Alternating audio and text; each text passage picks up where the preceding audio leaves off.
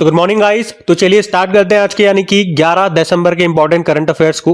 तो इस प्रश्न में आपसे पूछ रहे हैं अभी हाल ही में किसे 2024 WTA वर्ष की सर्वश्रेष्ठ खिलाड़ी चुना गया है। तो सही उत्तर होगा आर्यना सबालेंका को। तो बेलारूस की है ये आर्यना सबालेंका, जिनको अभी 2024 के लिए WTA player of the year चुना गया है। WTA मतलब वुमेन्स टेनिस एसोसिएशन, और ये कहाँ की टेनिस प्लेयर है? बेलारूस की, ये मैंने आपको बता दिया। और ये पहली बार है जब उन्हें ये सम्मान मिला है। और आर्यना सबालेंका का नाम मैंने आपको कई बार रिवाइज करवाया है। इस साल की जो 4 ग्रैंड स्लैम हुई थी, साल में 4 ही ग्रैंड स्लैम होती है, तो ऑस्ट्रेलियन ओपन और यूएस ओपन का खिताब इन्होंने जीता था, वुमेन सिंगल का टाइटल। तो वहां आपने इनका नाम जरूर सुना होगा। अच्छा, साल के जो 4 ग्रैंड स्लैम होते हैं एक बार मैं आपको फिर से रिवाइज करवा देता हूं, क्योंकि वो मोस्ट इंपॉर्टेंट है, प्रश्न बनते हैं वहां से। उससे पहले एक होमवर्क प्रश्न में आपको देता हूं। आप बताइएगा भी 2024 में WTA फाइनल का एकल खिताब सिंगल्स का टाइटल किसने जीता है? तो इसका उत्तर दीजिए। अभी कुछ समय पहले ही हमने पढ़ा था। बाकी साल के 4 ग्रैंड स्लैम में आपको रिवाइज करा दूं, इसमें मेंस और वुमेन्स सिंगल किसने जीता। तो सबसे पहला जो ऑस्ट्रेलियन ओपन होता है उसमें मेंस सिंगल में बात करेंगे तो जेनिक सिनर विजेता रहे थे, वो इटली से हैं। वुमेन्स में हमने देखा आर्यना सबालेंका ने जीता था। मेंस डबल का भी याद रखो, क्योंकि वो एक भारतीय ने जीता था, रोहन बोपन्ना भी रिटायर्ड भी हो चुके हैं। इनके साथी का नाम है मैथ्यू एबडेन, जो कि ऑस्ट्रेलिया के खिलाड़ी हैं। फ्रेंच ओपन में बात करें तो जो वुमेन सिंगल है वो जीता इगा स्विटेक ने, वो पोलैंड से हैं। मेन सिंगल कार्लोस अल्काराज ने जीता, वो स्पेन से हैं। उसके बाद विंबलडन ओपन हुआ, उसमें वुमेन सिंगल जीता बारबोरा क्राजिकोवा ने, वो चेक रिपब्लिक से हैं। और मेन सिंगल कार्लोस अल्काराज ही विजेता रहे स्पेन से। और यूएस ओपन देखो, अगर ऑस्ट्रेलियन ओपन इस बार का आपको याद है ना, तो यूएस आपको याद करने की जरूरत नहीं है, क्योंकि सेम के सेम ही है, वही मेंस हैं और वही वुमेन्स इसमें विजेता रही है। तो इस बार आपको 4 नहीं याद रखने पड़ेंगे, केवल 3 ही आपको याद रखने होंगे, क्योंकि ये तो सेम हो जाएगा। कई बार स्टैटिक प्रश्न भी आ जाता है कि कौन सा किस कोर्ट पे खेला जाता है, तो बड़ा सिंपल है। ऑस्ट्रेलियन और यूएस वाला दोनों हार्ड कोर्ट पे होता है। फ्रेंच ओपन क्ले कोर्ट पे होता है, तो विंबलडन वाला ये ग्रास कोर्ट पे होता है। इतना आप ध्यान रखिएगा बस। हम अगला प्रश्न देखते हैं। फिर अगले में पूछ रहे हैं हाल ही में किसे जेसी डैनियल पुरस्कार 2023 से सम्मानित किया गया। तो आंसर होगा शाजी एन करुण को। जो जेसी डैनियल पुरस्कार जो कि केरल सरकार के द्वारा दिया जाता है, ये मलयालम सिनेमा क्षेत्र में उत्कृष्टता और नामांकन के लिए दिया जाने वाला एक सर्वोच्च सम्मान है। तो इस बार का याद रखेंगे। तो अभी 2023 का दिया गया है ये जो जेसी डैनियल पुरस्कार है, किसको? शाजी एन करुण को। यहाँ पे कुछ और इंपॉर्टेंट 2024 के महत्वपूर्ण पुरस्कार जो दिए गए वो मैं आपको रिवाइज कराता हूँ, लेकिन उससे पहले ऑप्शन में भी आप देख लो। ये मिशेल बाचलेट अभी हमने पढ़ा था, ये चिली देश की पूर्व राष्ट्रपति हैं। अभी इंदिरा गांधी शांति पुरस्कार 2024 के लिए इनको चुना गया। विक्टोरिया कैजर थेलविक की बात करें तो डेनमार्क से हैं। अभी मिस यूनिवर्स 2024 का खिताब इन्होंने जीता। अभी किसी एग्जाम में ये प्रश्न आया था, प्रश्न इनके देश के ऊपर था कि जो भी मिस यूनिवर्स बनी है विक्टोरिया वो किस देश से बिलोंग करती हैं, तो डेनमार्क आंसर होगा। बाकी फिलिप नॉइस की बात करें तो अभी जो international film festival of India का आयोजन हुआ था 55वां संस्करण, गोवा में हुआ अभी नवंबर में ही, उसमें सत्यजीत रे लाइफ टाइम अचीवमेंट अवार्ड इनको मिला था। ये ऑस्ट्रेलिया के फिल्म मेकर हैं।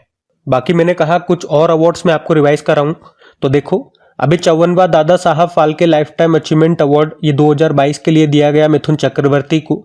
सैन्य gender advocate of the year award 2023 जीता राधिका सेन ने। शॉ पुरस्कार जिसे पूर्व का नोबेल कहते हैं अभी श्रीनिवास आर कुलकर्णी को मिला। साहित्य अकादमी फेलोशिप अवार्ड रस्किन बॉन्ड को मिला। ट्यूरिंग पुरस्कार 2023 जिसे कंप्यूटिंग का नोबेल पुरस्कार कहते हैं एवी विगडरसन को मिला। अंतरराष्ट्रीय बुकर पुरस्कार 2024 जेनी एर्पेनबेक को मिला उनके उपन्यास कायरोस के लिए। इसमें ट्रांसलेटर हैं माइकल हॉफमैन। जेनी एर्पेनबेक कहाँ से बिलोंग करती हैं, तो ये जर्मनी की लेखिका हैं, ये भी याद रखना। चलो आप लोग मुझे बताइए अभी जो बुकर पुरस्कार दिया गया है वो किसे दिया गया है?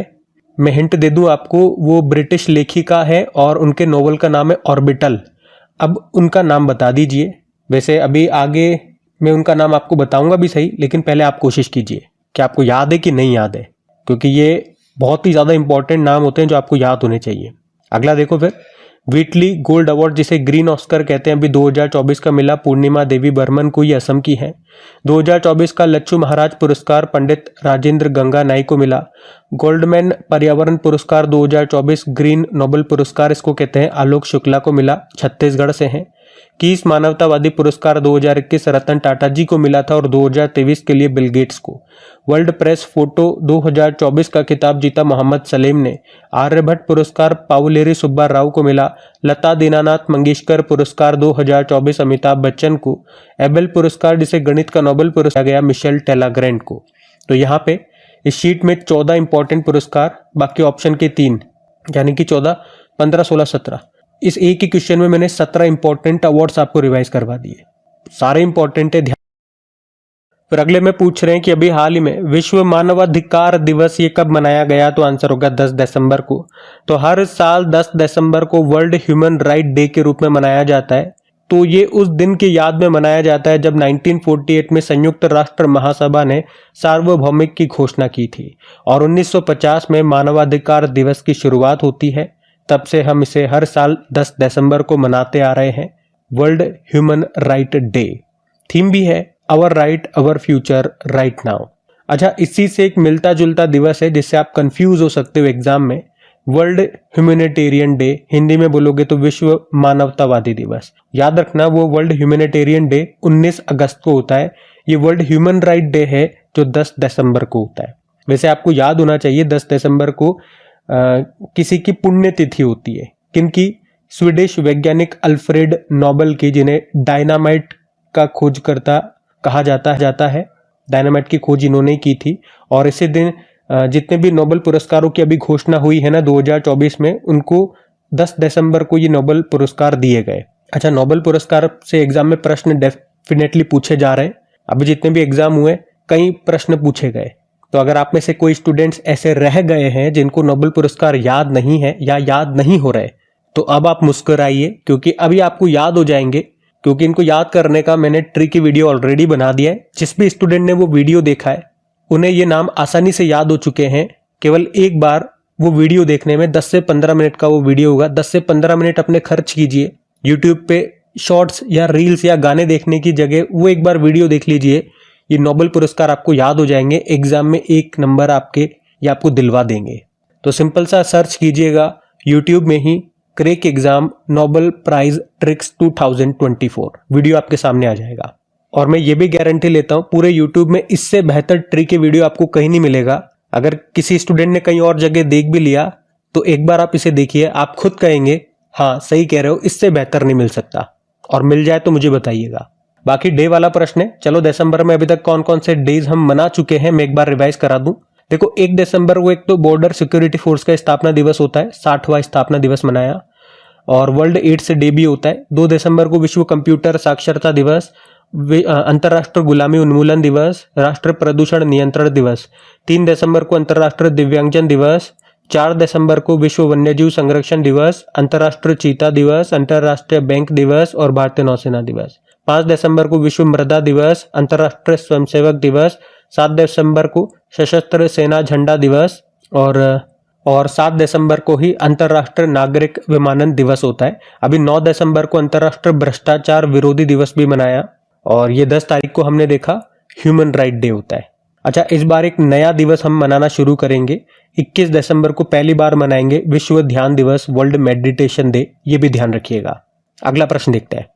फिर अगले में पूछ रहे हैं कि अभी भारतीय नौसेना में आईएनएस तुशील को कहां पर नौसेना में शामिल किया गया। वैसे ये प्रश्न ऑलरेडी मैं आपको पढ़ा चुका हूं जब इसकी घोषणा हुई थी, लेकिन फाइनली अभी ये शामिल हो चुका है हमारी नौसेना में, इसलिए मैं एक बार फिर से ये प्रश्न आपके सामने लेकर के आ रहा हूं क्योंकि एक बार फिर से ये प्रश्न न्यूज में है। तो इसका तो सही उत्तर हो जाएगा, आपने सबने लगा दिया होगा, रशिया। तो अभी 9 दिसंबर की ही बात है, हमारे जो रक्षा मंत्री हैं राजनाथ सिंह वो रशिया पे गए हुए थे, रशिया गए और रशिया में एक स्थान है कलिनिनग्राद और वहीं पर स्थित है यंतर शिपयार्ड। तो वहां पे भारतीय नौसेना के नए वॉरशिप आईएनएस तुशील को कमीशन किया गया, मतलब इसे हमारी नौसेना में शामिल कर लिया गया वहां से। ये वॉरशिप एक advanced stealth class missile frigate है। वॉरशिप ये एक प्रकार का युद्धपोत ही होता है। एक्चुअली में हुआ क्या था, 2016 में भारत और रशिया के बीच में 4 स्टील्थ फ्रिगेट के लिए $2.5 बिलियन की एक डील हुई थी, एक समझौता हुआ था। उसमें कहा गया था कि 2 युद्धपोत तो रशिया अपने यहाँ से बना करके हमें देगा और बाकी के 2 ये भारत में बनाए जाएंगे यहाँ पे गोवा शिपयार्ड लिमिटेड में। और ये जो 2 युद्धपोत रशिया वहीं से जो बना करके दे रहा है उसमें से एक का नाम है INS तुशील, जिसे 9 दिसंबर को यानी कि कल परसों ही हमारी नौसेना में ये शामिल कर लिया गया। और एक दूसरा होगा INS तमल, ये अगले साल हम शामिल कर लेंगे। तुशील का अर्थ होता है, मतलब होता है अभेद कवच। ये जो INS तुशील है आप कह सकते हो तलवार class stealth guided missile frigate का हिस्सा है। देखो जो युद्धपोत होते हैं ना वो खास तौर पे 2 प्रकार के और डेस्ट्रॉयर। तो ये छोटे आकार का हल्का और तेज होता है, जो डेस्ट्रॉयर होते हैं ये बड़े बड़े होते हैं और बहुत शक्तिशाली होते हैं। तो इसे मोटा मोटा आप ध्यान रख लो, ज्यादा डीप में हमें नहीं जाना है, हमें अर्थ समझ में आना चाहिए। तो ये INS तुशील याद रखना किसने दिया, हमें रशिया ने दिया है। अच्छा, इसी तरह से कुछ और नौसेना में हमारे जहाज जो अक्सर न्यूज में रहते हैं वो मैं आपको रिवाइज कराता हूँ। जैसे INS विक्रांत तो आपको याद होगा, भारत का स्वदेशी विमान वाहक पोत है। INS अर्नला देश की पहली एंटी सबमरीन कॉर्वेट है। कॉर्वेट भी एक तरह का जहाज होता है। INS अग्रे और INS अक्षय की बात करें तो इसी साल भारतीय नौसेना को 2 स्वदेशी पनडुब्बी रोधी ये युद्धपोत मिले थे। इनका निर्माण किया था गार्डन रिज शिपबिल्डर्स लिमिटेड ने। INS अरिहंत भारत की पहली परमाणु पनडुब्बी है और INS अरिघात भारत की दूसरी परमाणु पनडुब्बी है। इसी साल विशाखापत्तनम से इसे नौसेना में शामिल किया था।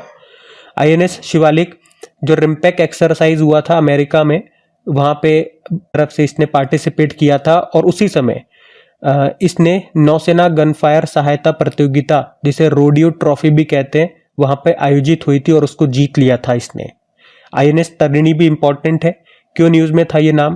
क्योंकि इस बोट में बैठ करके या इस नाव में बैठ करके अभी गोवा से दूसरा नाविक सागर परिक्रमा अभियान शुरू हुआ था। इसमें क्या होता है, पृथ्वी के चक्कर लगाएंगे ये। 2 चालक दल गए हैं इसमें, एक है रूपा है और दूसरे है दिलना के। ये प्रश्न इंपॉर्टेंट रहेगा, याद रखना। ये अभी दूसरा वाला है। इसका जो पहला अभियान हुआ था वो प्रश्न एग्जाम में आया था। उस एग्जाम में ये पूछा था कि कहाँ से ये अभियान शुरू हुआ। तो अभी वाला याद रखना, गोवा से शुरू हुआ है। नाव का नाम, उस बोट का नाम भी मैंने आपको बता दिया, INS तारिणी है और 2 चालक दल गए हैं, दोनों के नाम मैंने आपको बता दिए। उसके अलावा भारतीय नौसेना में शामिल दूसरा सबसे बड़ा स्वदेशी सर्वे पोत INS निर्देशक है और पहला वाला था INS संध्याक। अभी भारतीय नौसेना ने विशाखापत्तनम में कलवरी पनडुब्बी पलायन प्रशिक्षण सुविधा शुरू की थी, जिसका नाम है विनेत्रा। तो ये सारे प्रश्न आप पढ़ चुके हो करंट अफेयर्स में, एक साथ मैंने आपको रिवाइज करा दिए। ध्यान में रखना ये INS का मतलब क्या होता है। अच्छा, किसी स्टूडेंट के दिमाग में आ सकता है INS मतलब क्या होता है, ये तो बताया नहीं। इंडियन नेवल शिप, जैसे हमारा जो तट रक्षक बल होता है उसके जो जहाज होते हैं वहां पे हम ICGS यूज करते हैं, इंडियन कोस्ट गार्ड शिप। ठीक है, ये होता है अंतर, ध्यान में रखना। अगला प्रश्न देखते हैं। फिर अगले में क्या पूछ रहे हैं, अभी हाल ही में हमारे जो गृह मंत्री अमित शाह, इन्होंने कहां पर सरदार पटेल जी की 11 फुट ऊंची प्रतिमा का अनावरण किया? तो आंसर हो जाएगा जोधपुर में। तो अभी हमारे जो केंद्रीय गृह मंत्री अमित शाह, उन्होंने राजस्थान के जोधपुर में सरदार वल्लभ भाई पटेल की प्रतिमा का अनावरण किया, जिसकी हाइट 11 फुट है और इसके वजन की बात करोगे तो 1100 किलोग्राम इसका वजन है। ये जो मूर्ति है 8 फीट ऊंचे आसन पर स्थित है। वैसे सरदार पटेल जी से आपको याद आएगा, इनकी जो सबसे ऊंची स्टैचू है, जो असल में दुनिया की सबसे ऊंची स्टैचू भी है, ये आपको मिलेगी गुजरात के केवड़िया में, जिसे स्टैचू ऑफ यूनिटी के नाम से जानते हैं। ऊंचाई में बात करोगे तो इसकी हाइट है 182 मीटर। ये दुनिया की सबसे ऊंची स्टैचू है। सरदार वल्लभ भाई पटेल जी, जो भारत के पहले गृह मंत्री और पहले उप प्रधानमंत्री भी रहे थे, लौह पुरुष के नाम से आप इन्हें जानते हो। और इनकी जयंती होती है 31 अक्टूबर को, जिस दिन हम नेशनल यूनिटी डे, राष्ट्र एकता दिवस के रूप में मनाएं। वैसे स्टैचू वाला प्रश्न है, तो कुछ प्रतिमाएं अभी न्यूज में रही, वो सारी इंपॉर्टेंट प्रतिमाएं मैं आपको स्टैचूज में आपको रिवाइज कराता हूँ, ध्यान दीजिएगा। देखो, एक आपको याद होगा, पीयूष गोयल जी ने तमिलनाडु के कोयम्बटूर में भारत के पहले वित्त मंत्री की स्टैचू स्थापित की थी। अब ये एक स्टैटिक बन गया। देखो यहाँ से, भारत के पहले फाइनेंस मिनिस्टर का नाम क्या है? RK षणमुखम चेट्टी। नए संसद भवन का डिजाइन किसने तैयार किया? डॉक्टर विमल पटेल ने। तेलंगाना के हैदराबाद में अंबेडकर जी की स्टैचू स्थापित की गई थी, जिसकी हाइट है 125 फुट, जिसके वास्तुकार है रामवे सुतार। उसके अलावा स्टैचू ऑफ प्रॉस्पेरिटी, बंगलुरु में केम्पेगौड़ा जी की स्टैचू का नाम है स्टैचू ऑफ प्रॉस्पेरिटी और इसकी ऊंचाई है 108 फुट। भगवान शिव जी की स्टैचू राजस्थान के नाथ द्वारा में स्थापित की गई, जिसे कहते हैं स्टैचू ऑफ बिलीफ, 112 मीटर ऊंचाई है। स्टैचू ऑफ नॉलेज ये भी बी आर अम्बेडकर जी के महाराष्ट्र के लातूर में 70 फुट ऊंची है। स्टैचू ऑफ इक्वेलिटी हैदराबाद में संत रामानुजाचार्य जी की स्टैचू है, ये 216 फुट ऊंची है। स्टैचू ऑफ यूनिटी मैंने आपको बता दिया, सरदार पटेल जी की है, केवड़िया गुजरात में। दुनिया की सबसे ऊंची नटराज प्रतिमा स्थापित की गई थी नई दिल्ली में, 28 फुट है ये ऊंची। राधा कृष्णन ने इसको तैयार किया था। और मध्य प्रदेश के ओमकारेश्वर में 108 फुट ऊंची आदि शंकराचार्य जी की प्रतिमा मिलेगी आपको, जिसे समानता की प्रतिमा, स्टैचू ऑफ वननेस कहते हैं। और भारत के बाहर बी आर अम्बेडकर की सबसे ऊंची प्रतिमा ये आपको मिलेगी अमेरिका के मैरीलैंड में, 19 फीट ऊंची है। इसे स्टैचू ऑफ इक्वलिटी कहते हैं। इसके वास्तुकार है रामवी सुतार। अयोध्या में जो रामलला की जो मूर्ति बनाई है, पहले तो उसकी ऊंचाई याद रखो 51 इंच है, उसको अरुण योगीराज ने बनाया है। और अयोध्या मंदिर का डिजाइन किसने तैयार किया है? चंद्रकांत बी सोमपुरा ने। उसके अलावा किस देश में हनुमान जी की स्टैचू, जिसे कहेंगे स्टैचू ऑफ यूनियन, ये स्थापित की गई? अमेरिका के टेक्सास में 90 फुट ऊंची है। और असम में लचित बोरफुकन की 125 फुट ऊंची प्रतिमा स्थापित की गई थी, जिसका नाम है शौर्य की प्रतिमा। और अमेरिका के टेक्सास में हनुमान जी की मूर्ति, ये तो ऊपर ही वाला हमने देख लिया, पॉइंट वही है। तो ये कुछ इंपॉर्टेंट स्टैच्यूज है, ध्यान में रखिएगा। अगला प्रश्न देखते हैं। फिर अगले में पूछ रहे हैं, हाल ही में एशिया पैसिफिक डीफ गेम्स 2024 कहां पर हुए? तो आंसर होगा मलेशिया। तो एशिया पैसिफिक डीफ गेम्स 2024 ये इस बार इसका 10वां एडिशन है, जो हुआ कहां पे? मलेशिया के कुआलालंपुर में। और इसमें भारत ने 8 गोल्ड, 18 सिल्वर, 29 ब्रोंज, यानी कि टोटल 55 मेडल जीते। और मेडल टैली में भारत 5वें स्थान पर है। पहले स्थान पे आप देखोगे तो ईरान है, जिसने 24 गोल्ड हैं। दूसरे पे कोरिया, फिर चाइना, फिर कजाकिस्तान, और भारत इसमें 5वें स्थान पर है। इसमें एशिया पैसिफिक डीफ गेम्स 2024 की हम बात कर रहे हैं, जो कहाँ हुए? मलेशिया में। अच्छा, इसी तरह से कुछ और स्पोर्ट्स के क्वेश्चन मैं आपको रिवाइज कराऊं। जैसे कि अभी सितंबर में 8वीं एशियाई पुरुष हॉकी चैंपियंस ट्रॉफी हुई थी चीन के हुलुनबुई में। और अच्छा, ये तो पुरुषों वाली है। इसके एक आध महीने बाद ये नवंबर में 8वीं महिला वाली चैंपियंस ट्रॉफी भी हुई थी, भारत में हुई थी, बिहार के राजगीर में। अब ये दोनों प्रश्नों के उत्तर आप लोगों को देने हैं। ये दोनों प्रश्न आपको याद हो तो 2-4 दिन से मैं 2-3 बार आपको बता चुका हूं। अभी वीकली वाले में भी बताया था, वीकली करंट अफेयर्स की क्लास में, फिर अभी वन लाइनर रिवीजन वाली क्लास में भी बताया। तो अब आप लोग बताइए, इन दोनों को जीता किसने है और किसे हराया है? ये आपके लिए होमवर्क प्रश्न हो गया। बाकी अगला देखिए, भारत में पहली बार नाइट स्ट्रीट रेसिंग कहां पर होगी? चेन्नई में। 2025 में मेंस एशिया कप भारत में होंगे T20 फॉर्मेट में। 2027 में मेंस एशिया कप ये बांग्लादेश में होंगे ODI फॉर्मेट में। वुमेन्स क्रिकेट एशिया कप 2024 जो श्रीलंका में हुआ, उसको श्रीलंका ने जीता, भारत को हराया। ICC mains T20 world cup 2024 जो नवा संस्करण था, वेस्ट इंडीज और अमेरिका में हुआ और भारत ने जीता, साउथ अफ्रीका को हराया। उसी तरह से वुमेन्स T20 वर्ल्ड कप ये UAE में हुआ, न्यूजीलैंड ने जीता, साउथ अफ्रीका को हराया। और 2030 में जो विंटर ओलंपिक्स होंगे वो फ्रांस में होंगे। अभी जो समर ओलंपिक हुए थे वो हुए थे पेरिस फ्रांस में, 2024 वाले 33वां संस्करण था। उसके अलावा विंटर ओलंपिक्स 2034 में होंगे, वो अमेरिका में होंगे। वर्ल्ड पैराग्लाइडिंग चैंपियनशिप 2024 ये हुआ भारत में भी कहा? हिमाचल प्रदेश के कांगड़ा जिले में। पहला ओलंपिक ई स्पोर्ट्स गेम्स ये पहली बार होंगे, तो इंपॉर्टेंट है, 2025 में होंगे कहाँ? सऊदी अरब में। और 38वें नेशनल गेम्स ये भी वैसे होने थे 2024 में, लेकिन अब ये 2025 के स्टार्टिंग में होंगे, उत्तराखंड में ही होंगे। 2025 में जो पहली बार खो खो विश्व कप होगा भारत में ही होगा। 2025 में Indian shooting sports federation junior world cup का आयोजन भी भारत में होगा। और 27वीं एशियाई टेबल टेनिस चैंपियनशिप 2024 ये अस्ताना कजाकिस्तान में हुआ, भारत ने 3 ब्रॉन्ज जीते यहाँ पे। उसके अलावा जो 6वां ACC men's emerging teams Asia cup 2024 है, ये ओमान में हुआ था। इसको अफगानिस्तान ने जीता था श्रीलंका को हरा करके। तो ये कुछ स्पोर्ट्स के प्रश्न मैंने आपको यहाँ पे रिवाइज कराए। अब आप खुद से देखिएगा इसमें से आपको कितने याद थे और कितने नहीं याद थे, इसलिए रिवीजन करवाना इंपॉर्टेंट होता है, वरना आप चीज़ों को भूलने लगोगे। अगर मैं भी रिवाइज नहीं कराऊंगा, आप खुद भी नहीं करोगे तो। और ये लाइन मैंने खास तौर पे उन स्टूडेंट्स के लिए कही है जो कहते हैं कि वीडियो लेंथी हो रहा है।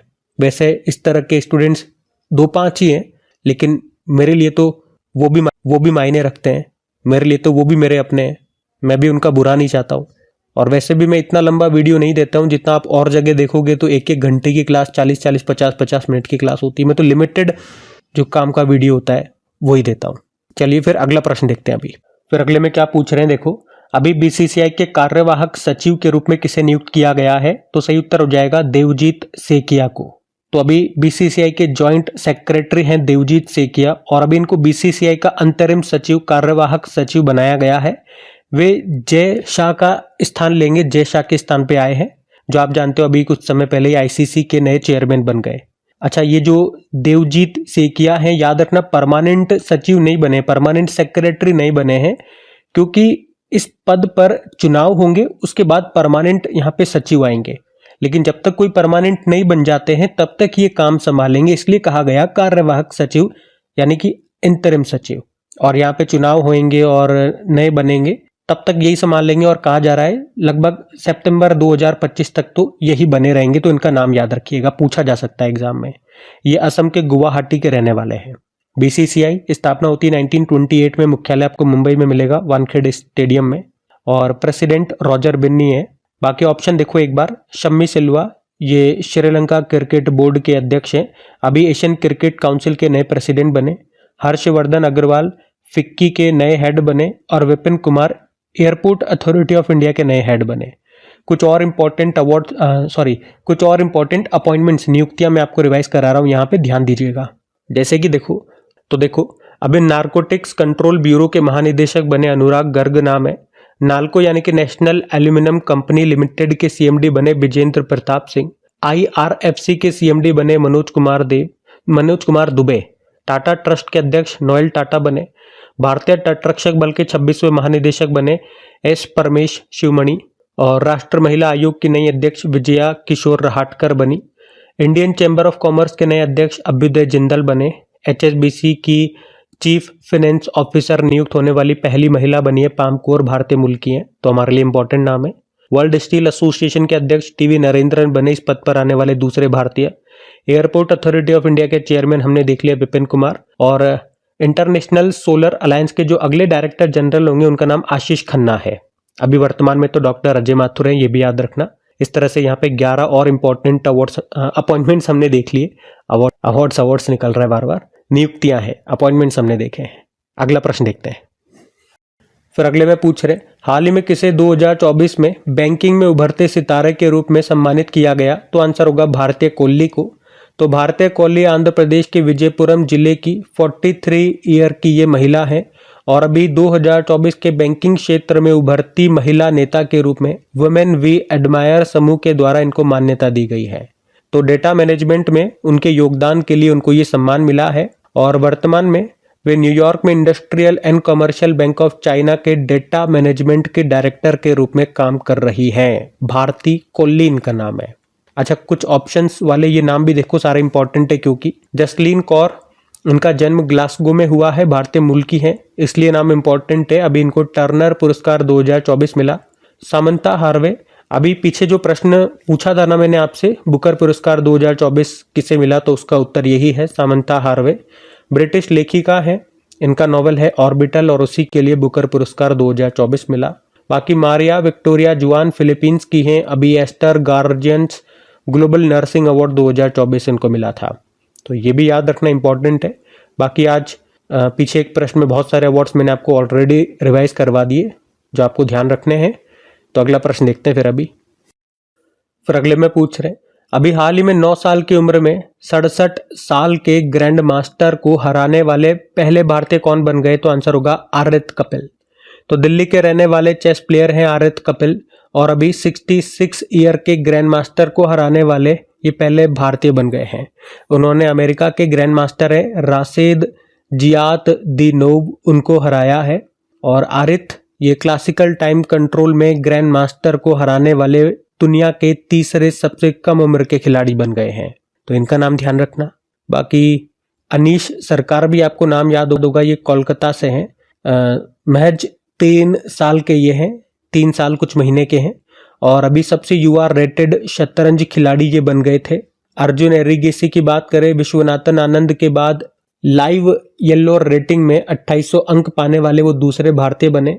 अच्छा, यहाँ पे चेस से और इम्पोर्टेंट कुछ पॉइंट्स मैं आपको रिवाइज कराता हूँ जो मोस्ट इंपॉर्टेंट रहेंगे आपके लिए एग्जाम के लिए। जैसे कि देखो, हमारे पहले ग्रैंड मास्टर का नाम है Viswanathan Anand, lightning kid of India के नाम से भी इनको जानते हैं। इनकी ऑटोबायोग्राफी है माइंड मास्टर, और 1991-92 में राजीव गांधी खेल रत्न पुरस्कार इन्हीं को मिला था सबसे पहली बार। अभी लेटेस्ट 2023 का किसे दिया गया, तो ये 2 बैडमिंटन प्लेयर को दिया गया है, सात्विक साईराज रंकी रेड्डी और चिराग शेट्टी को याद रखना। और सबसे युवा ग्रैंड मास्टर हमारे डी गुकेश हैं, पहली महिला ग्रैंड मास्टर एस विजयलक्ष्मी हैं। वर्ल्ड चेस डे 20 जुलाई को होता है, भारत में पहली बार चेस एकेडमी खुलेगी भुवनेश्वर में। अभी ये सबसे इंपॉर्टेंट पॉइंट हो गया। 45वां चेस ओलंपियाड 2024 हुआ हंगरी के बुडापेस्ट में। इसमें मेल कैटेगरी और फीमेल कैटेगरी को भारत ने जीता, तो ये मोस्ट इंपॉर्टेंट है हमारे लिए। लेकिन एग्जामिनर चालाक है, आपसे भी ज्यादा चालाक, हमसे भी ज्यादा चालाक, वो पूछ लेगा रनर अप उप विजेता कौन है बताओ, फिर हमारी हो जाएगी टाई फेस अगर हमने याद नहीं रखा तो मेल में हमने स्लोवेनिया को हराया और फीमेल में भारत ने अजरबैजान को हराया, याद रखना। और अगला वाला 46 नंबर का जो ये फिडे चेस ओलंपियाड है 2026 में होगा ताशकंद उज्बेकिस्तान में। बाकी ये वाला पॉइंट मैंने आपको बता ही दिया। और देखो, पूरे विश्व में चेस को रेगुलेट करने वाली जो बॉडी है उसको फिडे कहते हैं। स्थापना होती है 1924 में, हेडक्वार्टर है लुजेन स्विट्जरलैंड, प्रेसिडेंट है आर्केडी डोरकोविच और वाइस प्रेसिडेंट है विश्वनाथन आनंद। ध्यान रखना, ये अगला देखते हैं। फिर अगले में पूछ रहे हैं, हाल ही में किस राज्य के पूर्व मुख्यमंत्री एस.एम. कृष्णा का निधन हो गया, तो आंसर होगा कर्नाटक।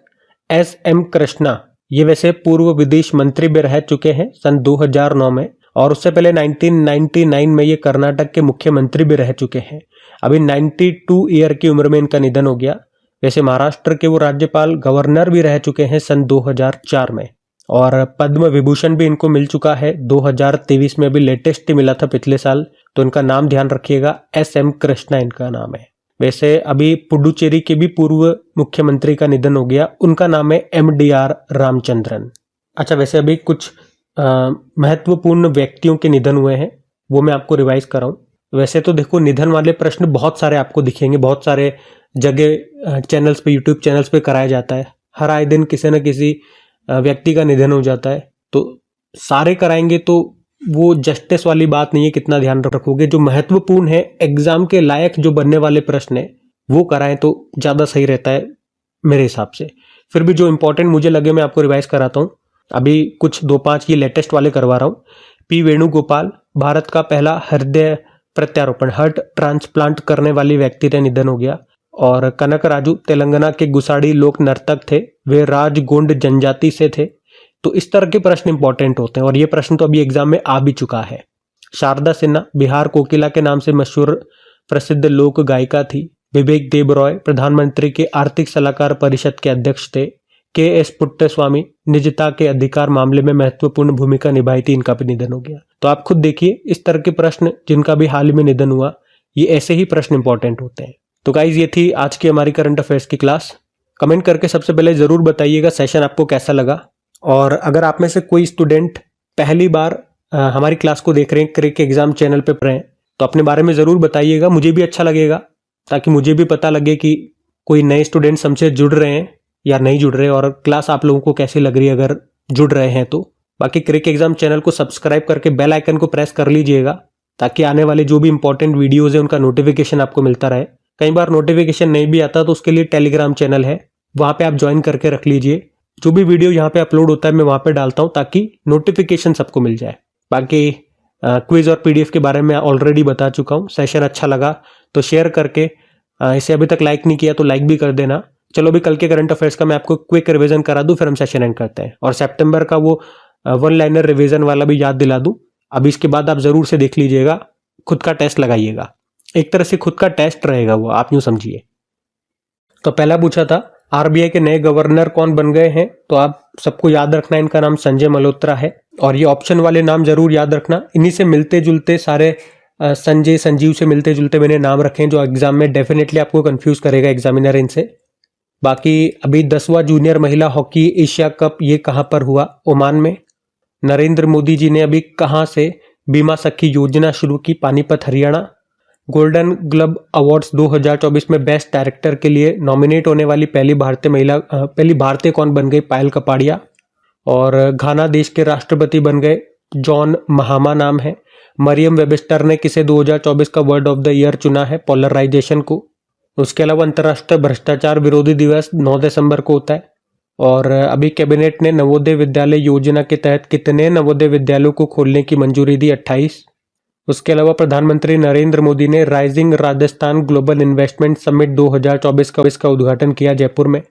और पाकिस्तान पुलिस में नियुक्त किए जाने वाले पहले हिंदू अधिकारी बन गए राजेंद्र मेघवार। चलो कल का भी होमवर्क प्रश्न देखते हैं और सेशन एंड करते हैं। तो कल पूछा था कि अभी मुख्यमंत्री मैया सम्मान योजना ये कहाँ पे शुरू हुई है? तो आंसर हो जाएगा झारखंड। आप सभी ने प्रश्न का बिल्कुल सही उत्तर दिया। अब ये रहा आज का आपका होमवर्क प्रश्न।